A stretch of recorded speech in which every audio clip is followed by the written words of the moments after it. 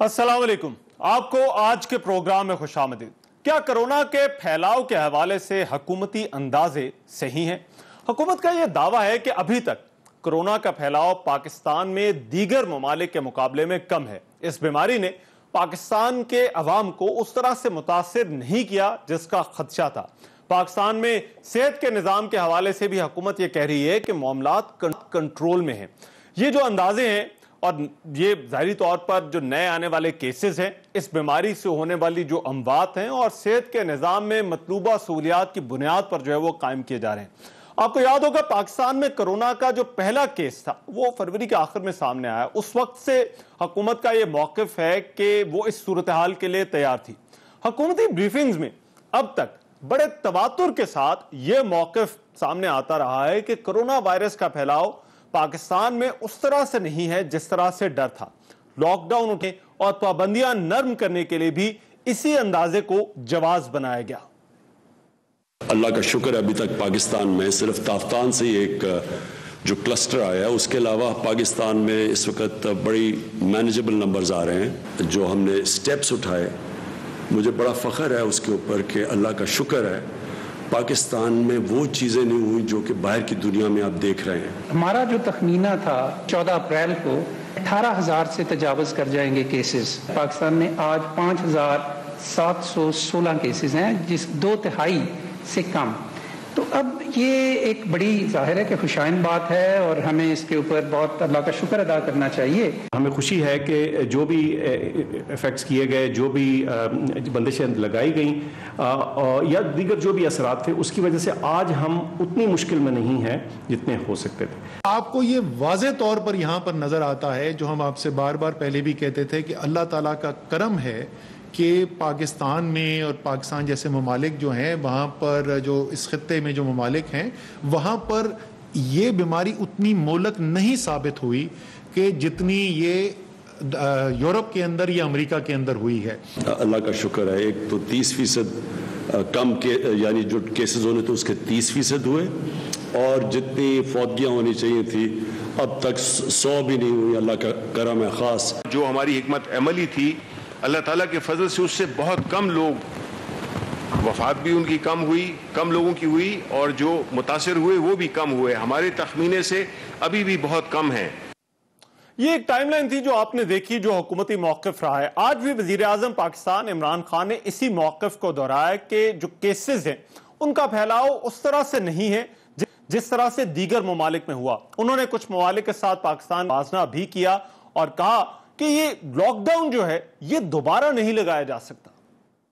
आपको अंदाज़ा होना चाहिए कि अल्लाह ने कितना करम किया हमारे मुल्क में, और मैं इसमें क्रेडिट दूंगा अपनी कौम को भी और अपनी ख़ास तौर पे जो हमारी टीम थी। तो शुरू से जो हमने कदम उठा, अल्लाह का शुक्र है कि हम उससे बच गए।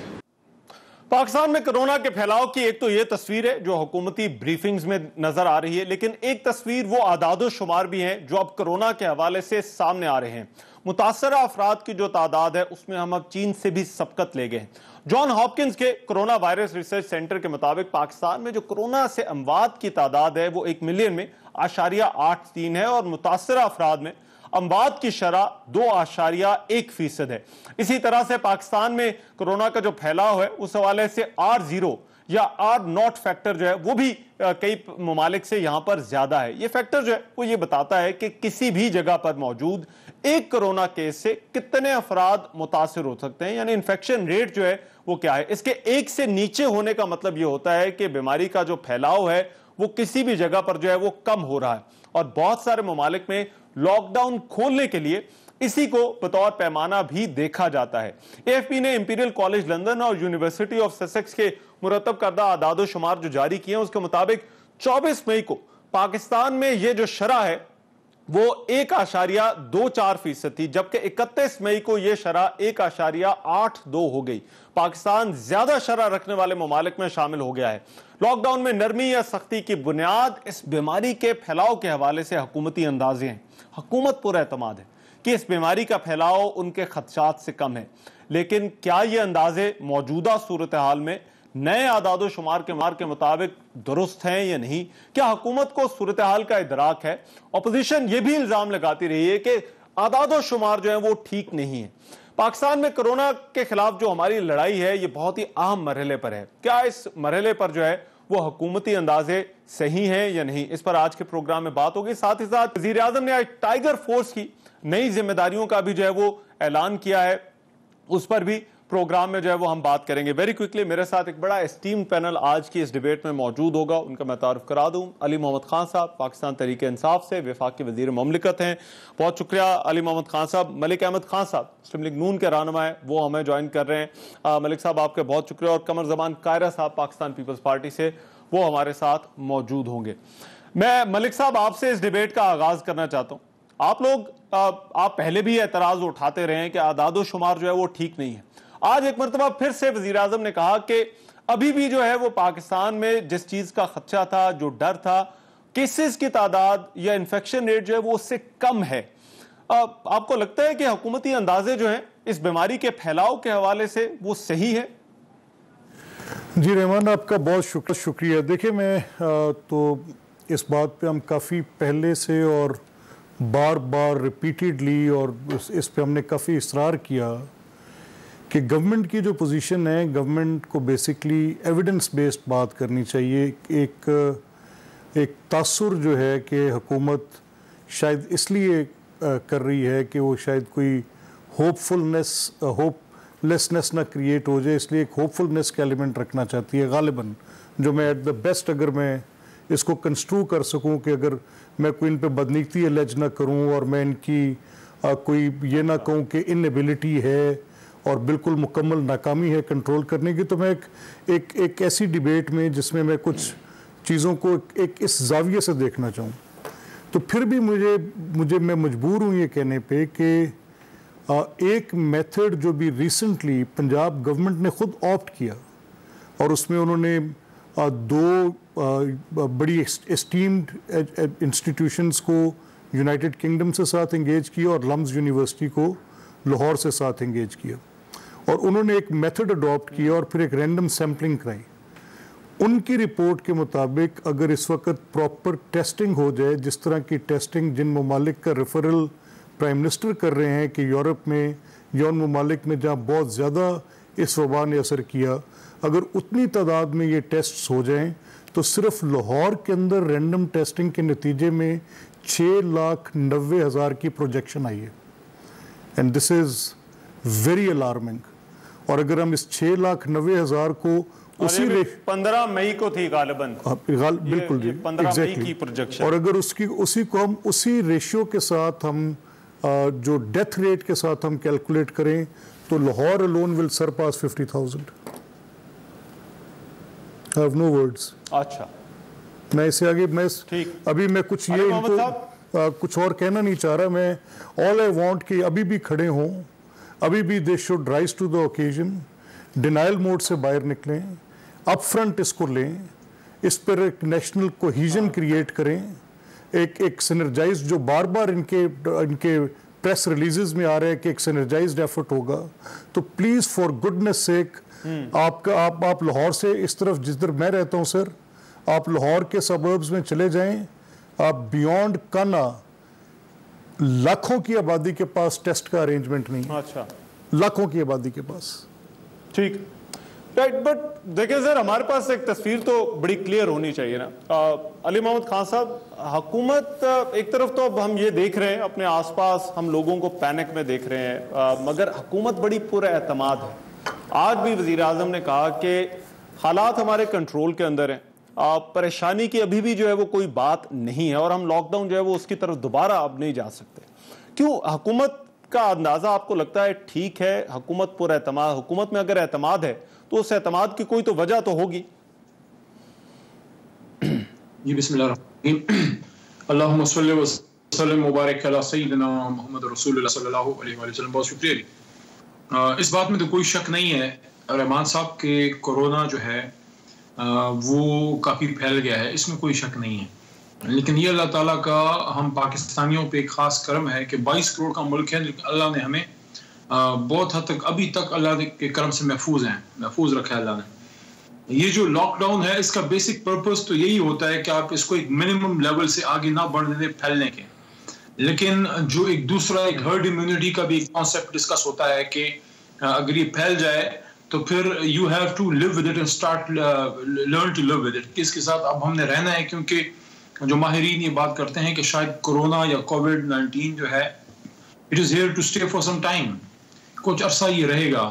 तो अब उसमें अब हमने सोचना ये है कि जो था लॉकडाउन इसका इलाज नहीं था, लॉकडाउन तो एक परहेज है, लेकिन अगर एक मिनिमम लेवल से आगे चला गया है जो उसने जाना था, क्योंकि आप एक लामतनाही टाइम तक लोगों को अंदर नहीं रख सकते, कोई मुल्क नहीं रख सका, सुपर पावर भी नहीं रख सके। आज आप देखें अमेरिका में लोग रोडों पे हैं, खैर वो किसी और इशू पे हैं, लेकिन उससे पहले इस पे भी अमेरिका में और कुछ और मुल्कों में भी, वेस्ट में, यूके में लोग एहतजाज के लिए बाहर निकले कि हमें अब निकलना है, हमें अपना जो भी हमारा काम है हमें अब वो करना है। अब इसमें यह है रहमान अजहर साहब कि ये जो एक्सटेंसिव टेस्टिंग की आप बात कर रहे हैं, तो मैं तो हमेशा से इस बात का दाई रहा हूं, और शुरू में जफर मिर्जा साहब ने ये बात की भी थी कि हमने सिम्प्टोमेटिक टेस्टिंग की तरफ जाना है, क्योंकि अगर मैसिव टेस्टिंग आप करेंगे तो मैसिवली तो ये तो हू नोस के कितना ये फैला है। हाँ, ये जरूरी है कि जिसमें थोड़े से भी आसार नजर आए तो उसकी टेस्टिंग हो, लेकिन फिर माहिरीन ये भी बात करते हैं कि जरूरी नहीं है कि आपके सिम्टम्स हो तो आपको कोरोना हो, लेकिन बहरहाल वो एक डिबेटेबल बात है, वो ज्यादातर डॉक्टर से रिलेटेड बात है जिसपे बात ना कर सकें। लेकिन आज आखिरी बात यह है कि आज इमरान खान साहब ने ये बात की है, वजीर आजम साहब ने, कि जहां जहां ये इशू आएगा, जहां जहां ज्यादा हॉट बेड्स आते हैं, तो वहां पे हम वो स्ट्रेटेजिकली उसको सॉफ्टली या उसको स्मार्टली लॉकडाउन कर सकते हैं, लेकिन फुल लॉकडाउन का टाइम शायद अब गुजर गया है और वो शायद पॉसिबल था भी नहीं और अब नहीं हो सकता, क्योंकि मकसद जो था वो उसका फैलने मिनिमम लेवल से रोकना था। वो अगर फैल गए तो अब आप लॉकडाउन कर भी नहीं तो उसका वो फायदा जो है वो शायद आप हासिल ना कर सकें। बहरहाल अल्लाह के करम से मुकाबला हम करेंगे, और जिस तरह अभी ये मलिक साहब ने बात की है कि एक सिनर्जी की जरूरत है, इत्तेहाद की जरूरत है। आज कौमी असम्बली में इजलास भी हुआ है, सेनेट का भी हुआ है, और नेक्स्ट मंडे से दोबारा सेशन स्टार्ट हो रहे हैं, वहां सारी कौमी लीडरशिप मौजूद होगी और इंशाल्लाह वहीं से आप जो आप एक्सपेक्ट करते हैं इत्तेफाक और इत्तेहाद, होपफुली पार्लियामेंट से ही इंशाल्लाह वो आपको होता हुआ नजर आएगा। ठीक, राइट। मगर मलिक साहब, बात यह है कि जो हुकूमती फैसला होगा, चाहे लॉकडाउन के हवाले से हो या इस, देखिए ये मरहला बड़ा क्रिटिकल है, ये हमारे लिए मेक और ब्रेक सिचुएशन हो सकती है, वो इन्हीं अंदाजों की बुनियाद पर जो है वो फैसला होना है। तो हुकूमती अंदाजे तो अभी भी होपफुल हैं, आप तो एक सैम्पलिंग का तो वो आप में साल दे रहे हैं, मगर गवर्नमेंट जो है वो, गवर्नमेंट के पास तो फिगर्स होंगे, अगर इस सारी सिचुएशन में अगर किसी के पास सही नंबर्स हैं तो वो तो हुकूमत है, और हुकूमत जो है वो बड़ी कॉन्फिडेंट है। नहीं रहमान, देखिए मैं विद रिस्पेक्ट डिफर करूंगा। उसकी वजह ये देखें, एक तो वो एक नॉर्मल रूटीन की हम आर्गूमेंट में चले जाएं जिसमें हम अब ये कहें कि किस किस काउंट पे फेलियर हुआ है, तो वो डिबेट को किसी और तरफ ले जाएगा। अब मेरा कंसर्न ये है कि मुझे इमीडिएटली अपने इर्द गिर्द में बहुत से ऐसे लोगों को जो मेरे बहुत करीबी ताल्लुकदार हैं, मैं कुछ अमवात की खबरें रोज़ सुन रहा हूँ, मैं कुछ एटेड लोगों की खबरें रोज़ सुन रहा हूँ, मैं खुद सहमा हुआ हूँ। मेरा वो जो होम टाउन जहाँ पर मैं रहता हूँ, वहाँ पर चंद रोज़ कबल तक लोग एक दूसरे से पूछते थे कि आप किसी को ज़ाती तौर पे जानते हैं जिससे कोरोना हुए। आज वो बात नहीं है, क्योंकि बहुत से लोग बहुत सौ को जानते हैं जिनको कोरोना हुआ और उनकी अमवात भी हो रही हैं, और 3-3 अफराद उनके जनाजे पढ़ पा रहे हैं, उनकी डेड बॉडीज़ को हाथ नहीं लगाने दिया जा रहा, वो तयम्मुम करके उनको दफनाया जा रहा है, उनको ऊपर पानी भी नहीं डाला जा रहा। तो मैं एक खौफो हिरास की फ़िज़ा के अंदर हुकूमत से ये एक बहसीयत एक अपोजिशन मेंबर के, अब मेरे पास दो ऑप्शंस हैं, या तो मैं इनको बताऊं कि कहाँ पर आपकी लैप्स हुई डिसीजन मेकिंग में, एडमिनिस्ट्रेटिव फेलियर कहाँ हो गए, वो हमने बारहा बताया है। हमारी बात को उन हुकूमत ने उस तरह से नहीं लिया, बल्कि रादर वो जहाँ पर पहले दिन उनकी पोजीशन थी उसी पोजीशन पे रहे। इसका कोई शक नहीं है कि एक बहुत बड़ा इकोनॉमिक फॉल आउट इसके साथ जुड़ा हुआ है, ये कोई नॉर्मल हालात नहीं है। नोबडी इज सेइंग कि आप इसमें बड़ी एक बड़ी स्ट्रॉन्ग इकोनॉमी क्रिएट कर पाते या इसके साथ एक बड़ी आइडियल हालात आप लेकर चलते। लेकिन अब जहाँ पर सिचुएशन आ गई है, हमारा आर्गूमेंट ये है कि सर आप प्लीज़ एविडेंस बेस्ड बात करें। आप बात करें, अगर आपके पास कोई कॉन्क्रीट नंबर्स हैं, अगर आपके पास नंबर्स हैं तो वो शेयर करें, वो आप हमें बताएं कि आपकी प्रोजेक्शन क्या आ रही है। मतलब जैसे अभी ये लम्स के साथ एसोसिएटेड पार्टनर्स थे, वो लंदन स्कूल ऑफ इकोनॉमिक्स था, वो उनकी बड़ी बड़ी रिसर्च थी इस पे एक अमेरिकन इंस्टीट्यूट, बड़ा इस्टीम्ड अमेरिकन इंस्टीट्यूट उनके साथ था, जिन्होंने ये प्रोजेक्शन दी कि अगर इतना नंबर इन्फेक्टेड होगा तो this could be the number of deaths. अब हमारा दूसरा सवाल फिर आगे आ जाता है हेल्थ सिस्टम पे, उस पर नंबर्स हमारे साथ आप शेयर करें। आपके बताए गए नंबर्स जो ग्राउंड रियलिटी है उसके साथ मैच नहीं करते।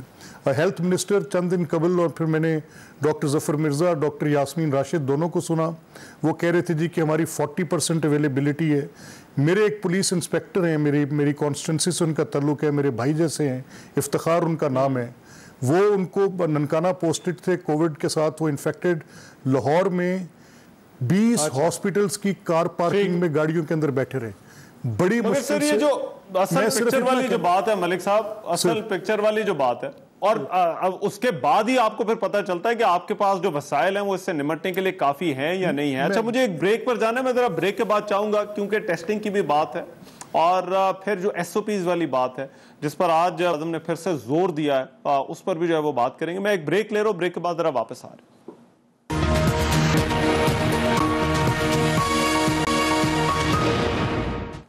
ब्रेक के बाद प्रोग्राम में एक मरतबा फिर से खुशामदीद। हमारी आज की डिबेट कोरोना के फैलाव के हवाले से क्या हुकूमती अंदाजे सही हैं। कायरा साहब अब साथ आ गए हमारे। कायरा साहब बहुत शुक्रिया। मुझे पहले जो ब्रेक पर जाने से पहले जो बहस हो रही थी वो ये थी कि एक तरफ तो हुकूमत है, वजीर आजम है, जिन्होंने आज भी कहा कि अल्लाह का शुक्र है कि केसेस का फैलाव उस तरह से नहीं है जिसका उन्हें डर था। दूसरी तरफ ये आदादो शुमार हैं जिसमें हमें पता चलता है कि हम चीन से भी आगे निकल गए हैं। यहाँ पर जो डेथ रेशो है वो 2.1 है, जो RO फैक्टर है, इन्फेक्शन रेट है, वो भी हमारा 1.82 के करीब है। आप किस पे यकीन करेंगे सर? देखिए, मानना तो आपको अपने वजीर आजम की बात चाहिए, लेकिन क्या करें, साइंसदान उनकी बात नहीं मान रहे, डॉक्टर्स उनकी बात नहीं मान रहे, हालात उनकी बात नहीं मान रहे, कोरोना उनकी बात नहीं मान रहा। मसला यह है कि हमें को वजीर आजम साहब से जिद थोड़ी है कि इसमें हम कोई डिनाइल मोड में बैठे हैं कि हम नहीं मानेंगे। हम क्या रहे, आज भी वजीर आजम साहब कह रहे थे कि हमारे डेथ टॉल थोड़ी है, हमारे इन्फेक्शन रेट कम हुए हैं, स्लो है। तो स्लो रहने की वजह बुनियादी तौर पे यह है कि आपका पहला केस 26 फरवरी को आया था, आपने मार्च के दूसरे हफ्ते में लॉकडाउन कर लिया। वो लॉकडाउन पूरी तरह काम नहीं चला उस लॉकडाउन पे, लेकिन उसको अपोज किया वजीर आजम साहब ने भी, बाकी लोगों ने भी, लेकिन फिर भी वो भले चले जैसे भी हुआ, उसको बाकी सूबों ने भी फॉलो किया। तो जो 2-1 महीने का इब्तदाई टाइम था उसमें लॉकडाउन या सेमी लॉकडाउन जो रहा उसकी वजह से फैलाव कम रहा। अब जब आपने लॉकडाउन खत्म कर दिया है तो उसकी बुनियाद पे लॉकडाउन के खत्म होने के बाद अब फैलाव बहुत तेज हो रहा है। अब देख रहे हैं कि अब पहले 10-10, 8-10 केसेस आ रहे थे, फिर सैकड़ों में आना शुरू हुए, अब हजारों में आ रहे हैं। और ये पैटर्न वही है जो सारी दुनिया में है। डेथ टॉल अल्लाह करे 0 हो जाए, अल्लाह करे एक भी हमारे यहाँ ऐसा वाकया ना हो, लेकिन डेथ टॉल तो हमारी बढ़ रही है और जो इन्फेक्शंस बढ़ रही है।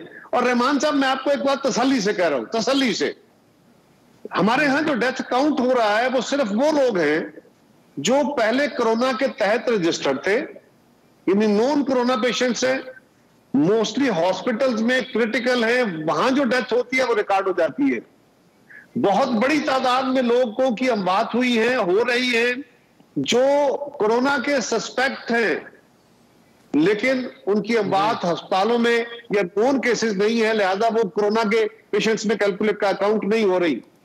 और हम आज भी वजीर आजम साहब ने वही कहा कि जी हमें इसके साथ रहना है, कुछ नहीं है, बस ठीक है, ये फैलेगा तो सही, लेकिन हमें कारोबार भी करने हैं, हमें लोगों को बंद करके नहीं बिठाना। और आपकी सूबाई हुकूमत, आपके वजीर, आपके वजीर आला, आपके एडवाइजर्स वो कह रहे हैं कि जनाब घरों से ना निकले, आप SOPs पे अमल करें, घरों से ना निकले, महफूज जिंदगी वो है कि आप घरों में बैठे रहें। तो किस बात को माना जाए, वजीर आजम साहब की बात को, डॉक्टर्स की बात को, साइंटिस्ट की बात को, आपकी सूबाई हुकूमतों को, आपके वज़राए सेहत की बातों को, या वजीर आजम की बात को? ये कौम भी नहीं समझ पा रही और इस कंफ्यूजन में कोई फैसला नहीं हो रहा।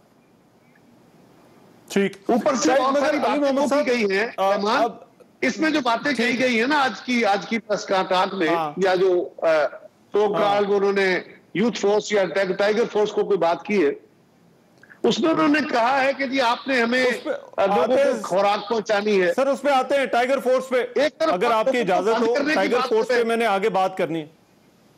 ठीक है, मैंने आगे टाइगर फोर्स पे सर करनी है बात, मैं वो करनी है, मगर पहले ये मैं अली मोहम्मद साहब, ये अब देखें दावे तो हुकूमत सिंसियर है, हमें यह भी मालूम है कि वसाइल की कमी भी हो सकती है, मगर कुछ बातें की गई, कहा यह गया कि हम 25 से 30 हजार टेस्टिंग कैपेसिटी ले जाएंगे, वो अभी तक जो है वो हम उसका जो है वो इंतजार कर रहे हैं। फिर सेहत की सहूलियात के हवाले से यह बताया गया कि मुकम्मल तौर पर जो है वो लोग एतमाद रखें। देखिए इस वक्त सबसे ज्यादा लोगों को हुकूमत के एतमाद की जरूरत है, मगर जो आसपास जो खबरें आ रही हैं, लोग आप हल्के में हैं सर, आप अपने आसपास लोगों से पूछते होंगे, पैनिक है, लोग शिकायत कर रहे हैं कि उनके पास वो चीजें, अस्पताल जाते हैं वहां पर जो उनको सहूलियात मिलती नहीं है, लोग अपने लोगों को लेकर जो है वो एक अस्पताल से दूसरे अस्पताल जा रहे हैं। तो ये सर ये तमाम रहमान साहब वो 1240 अरब के पैकेज में खर्च क्या हुआ है?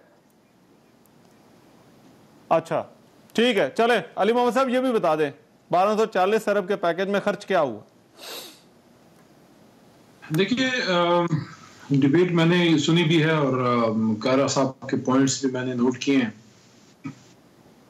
अगर आप उसको यानी कि अलहदगी में देखें, सिर्फ साइंटिस्ट की बात को या डॉक्टर्स की बात को, तो आपको शायद सही लगे, लेकिन अब आप रहमान साहब आप खुद इंसाफ करें, 2 महीने से ज्यादा हो गए, 3 महीने होने को आए हैं, और पाकिस्तान क्या इसका मुतहम्मिल है कि इसको हम एक लामुतनाही इसको हम बंद कर दें? क्योंकि जिस हालत में हमें ये पाकिस्तान मिला है चलाने के लिए, वो तो बगैर कोरोना के जो है वो नहीं चलता था।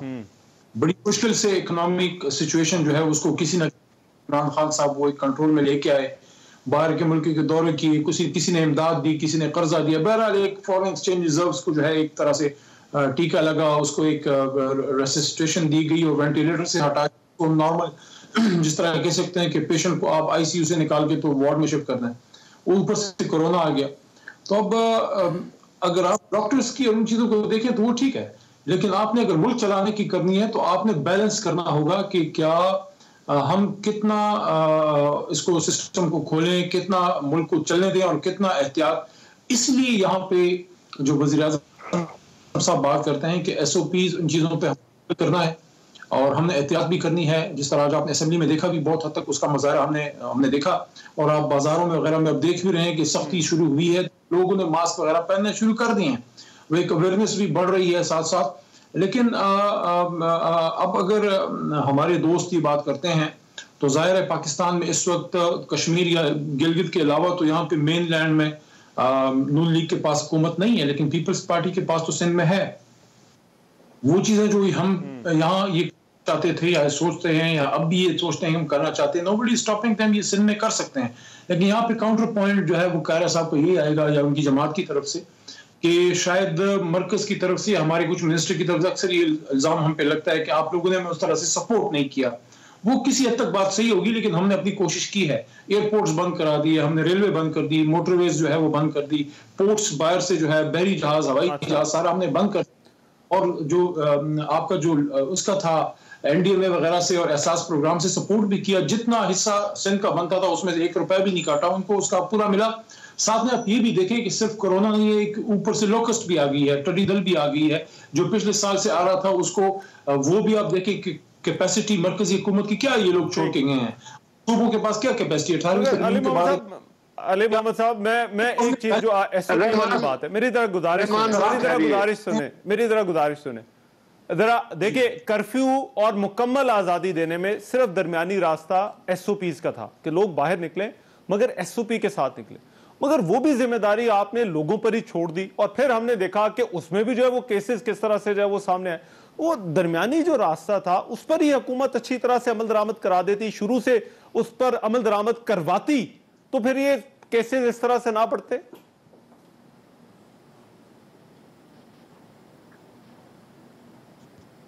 देखिए एसओपीज को इम्प्लीमेंट के लिए एक हद अवाम की ताउन की जरूरत है, क्योंकि देखें आप ये पॉसिबल नहीं है किसी भी मुल्क के लिए, चाहे जाए कि पाकिस्तान जैसे मुल्क के लिए, कि वहां आप limited number of police and very limited number of civil officers आप, और जब तक किसी शख्स के पास कानून नाफिज करने का इख्तियार ना हो, आप वॉलंटियर से हद तक कर सकते हैं, जो हम कोशिश कर रहे हैं जो टाइगर फोर्स है। लेकिन आपके पास जो कानून का नाफिज करने का इख्तियार है वो या तो पुलिस ऑफिसर्स के पास है या मैजिस्ट्रेट ऑन ड्यूटी या आपके असिस्टेंट कमिश्नर्स। तो हर गली में, हर नुक्कड़ पे, हर दुकान पे तो आप पुलिस या असिस्टेंट कमिश्नर्स को वो नहीं कर सकते। इस वजह से इमरान खान साहब को हर हफ्ते जो है, हर तीसरे चौथे दिन आके कौम से खिताब भी करना पड़ता है।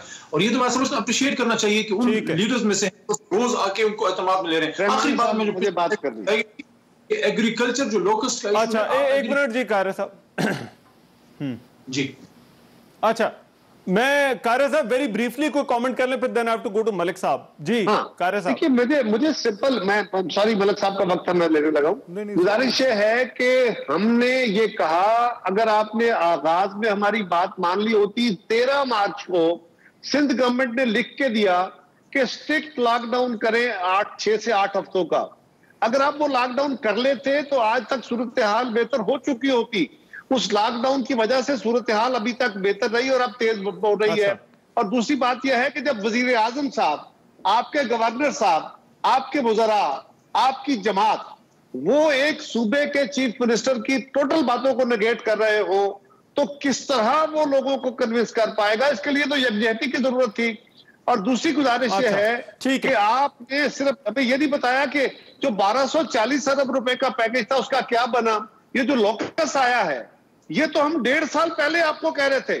पिछले बजट की स्पीच, नया बजट की सेशन आ गया, पिछले साल बजट स्पीच में जरदारी साहब ने वार्न किया था कि लोकस आया है, ये अगले सालों में बढ़ेगा, पाकिस्तान की खुराक को खा जाएगा, इसका इलाज करें।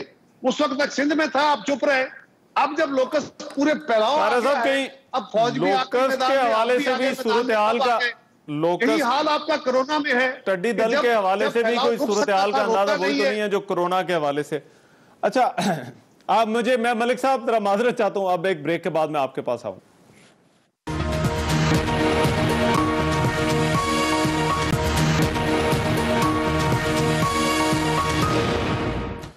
ब्रेक के बाद प्रोग्राम में एक मरतबा फिर से खुशामदीद। क्या हुकूमती अंदाजे दुरुस्त हैं कोरोना के फैलाव के हवाले से? मलिक साहब जरा मैं आपको वो सुनवाना चाहता हूं जो ब्रेक पर जाने से पहले कारय साहब ने भी जो टाइगर फोर्स वाली बात की। आज वजीर आजम ने खिताब किया टाइगर फोर्स के जो रजाकार थे उनसे, और उन्होंने ना सिर्फ इस कोरोना के हवाले से उनकी खिदमात का फैसला किया बल्कि और कहां कहां वो काम करेंगे, ये सुन लीजिए।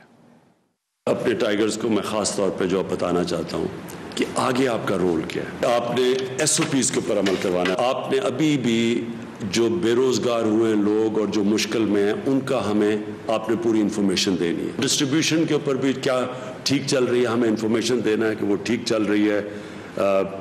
उसके अंदर कोई भी मसला हो तो आपने हमने उसका डिस्ट्रीब्यूशन का बताना है। आपको कहेंगे कि आपने उन इलाकों में जिधर हम समझते हैं कि टिड्डी का अटैक है तो हम आपको बताएंगे आप कैसे मदद कर सकते हैं। 10 अरब दरख्त लगाने का जो हमारा प्रोजेक्ट है जो चल रहा है, इसके अंदर मैं चाहता हूं आप शिरकत करें, जो क्लीन और ग्रीन पाकिस्तान है।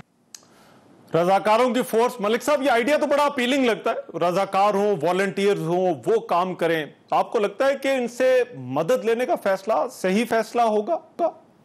अच्छा, अब I am more convinced now, मैं अब ज़्यादा इस बात पर मेरा पुख्ता होता जा रहा है यकीन कि हैबिट्स डोंट डाई।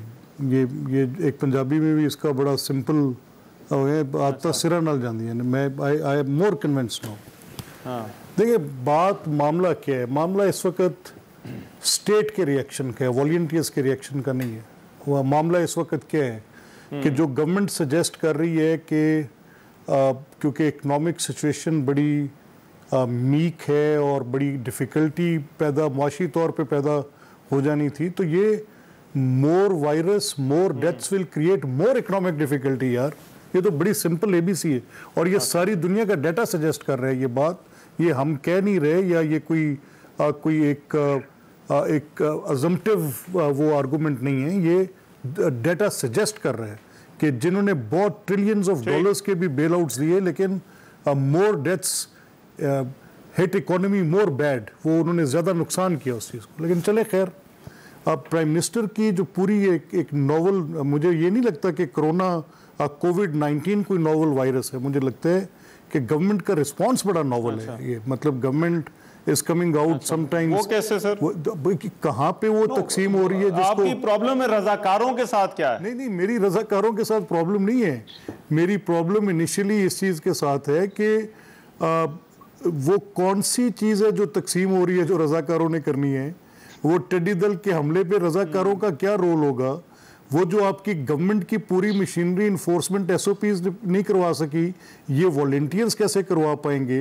इनेक्टमेंट आपने की कोई नहीं, लॉ आपने बनाया कोई नहीं, एडवाइजरी नेचर रखा, इन्फोर्समेंट का नेचर दिया नहीं, और फिर इसलिए मैं कह रहा हूँ ये सारा नॉवल एक बिल्कुल रिस्पॉन्स बड़ा नॉवल है। कोविड की तो अपनी एक ठीक है, राइट, व्हाटएवर इट इज, लेकिन एनीवेज राइट, ठीक है। मैं अली मोहम्मद साहब, ये कोरोना जो टाइगर फोर्स की ऐलान हुए सर, काफी अरसा हो गया, अभी तक को काम हमें नजर आना चाहिए था इनका। लगता कि लोग देख रहे होते कि ये जो वॉलंटियर्स हैं वो नजर आ रहे हैं, मगर अब तो इनका दायरा कार जो है वो वज़ीर आज़म ने फैलाने का फैसला कर लिया। यूटिलिटी स्टोर्स पे भी ये आएंगे, दरख्त भी लगाएंगे, फिर जो है वो टिड्डी दल का भी जो है वो ये खात्मा, उसमें भी मदद करेंगे। होगा या नहीं होगा सर? देखिए रहमान साहब, बेसिकली जो कॉन्सेप्ट है वो है वॉलंटियर्स का, रजाकारों का। मैं समझता हूँ कि एक बात तो इस पे अल्लाह ने हमें विंडिकेट किया है, सच साबित हुई है कि शुरू में हमारे अपोजिशन के दोस्तों का ये खदशा था कि ये जो कोरोना टाइगर फोर्स जनाब वज़ीर आज़म साहब लॉन्च कर रहे हैं, तो इसके जरिए शायद सिर्फ अपने सियासी दोस्तों को, अपने वोटर्स को, सपोर्टर्स को, अपने मनपसंद लोगों को कोई पैकेजेस दी जाएंगी, कोई इमदाद की जाएगी। वो उसका अल्लाह ने ऐसा सिस्टम, अल्लाह ने प्रोग्राम के जरिए मोबाइल पे गया। मोबाइल को ये नहीं पता था, जो कंप्यूटर प्रोग्राम्स हैं उनको ये नहीं पता था कि ये नून लीग है, पीपल्स पार्टी का है, या पीटीआई का है, या किसी भी जमात का है।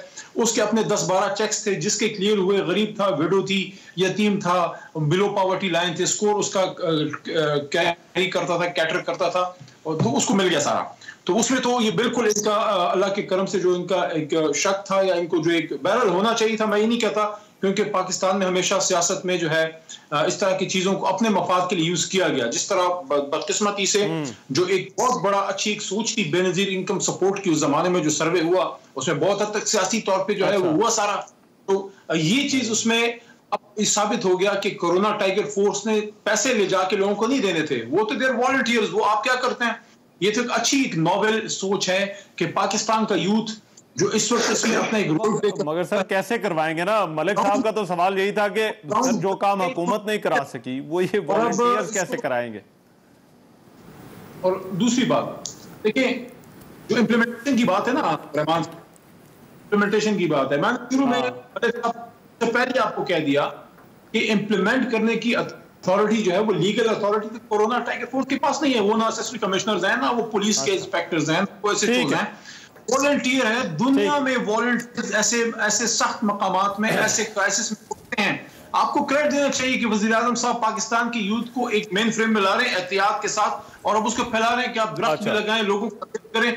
अच्छी बात नहीं है कि कोरोना मुझे मालूम है कायरा साहब, इस पे जरा कायरा साहब आपका जरा कमेंट लंबा होगा। कायरा साहब आपका जरा कमेंट लंबा होगा, इसलिए मैं ब्रेक के बाद आपके पास आऊंगा। मैं ब्रेक के बाद आऊंगा सर।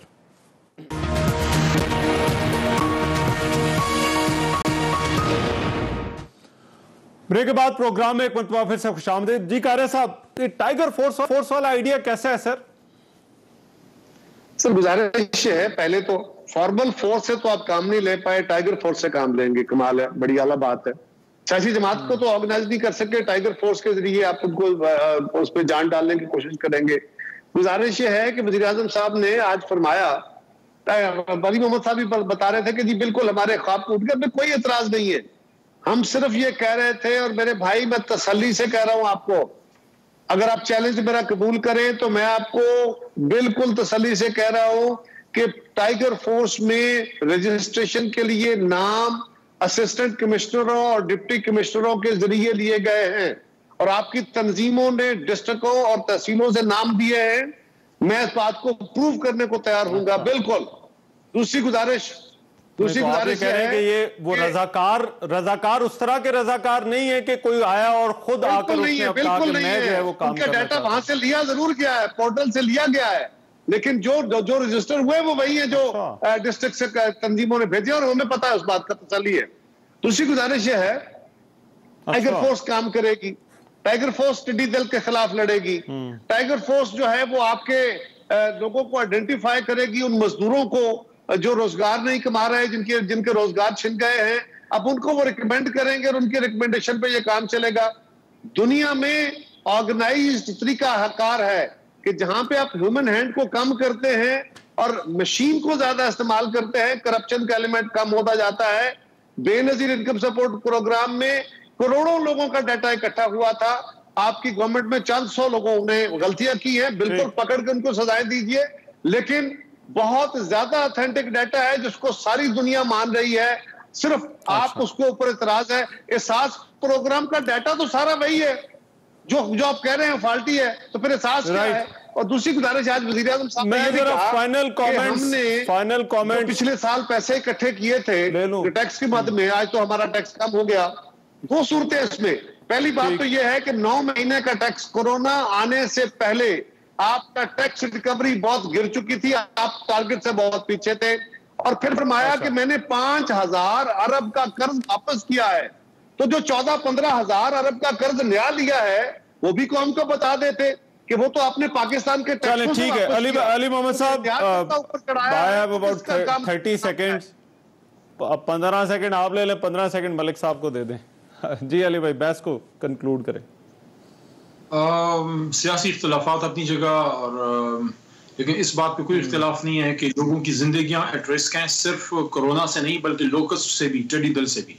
तो ये वक्त है कि हम एक हद तक इख्तिलाफ करें, लेकिन हम इख्तिलाफ को इतना ना आगे बढ़ने दें कि हुकूमत से इख्तिलाफ की वजह से जो है हम उसके नुकसान आवाम को पहुंचे। सेम गोज फॉर अस, हमारी तरफ यही बात है। तो उस वक्त हमें अपने आप के ऊपर उठ के मुल्क का सोचना चाहिए और पाकिस्तान के अवाम की जिंदगी और अपनी इकोनॉमी बचाने का और मुल्क को चलाने और एग्रीकल्चर को बचाने का उसका जरूर सोचना चाहिए।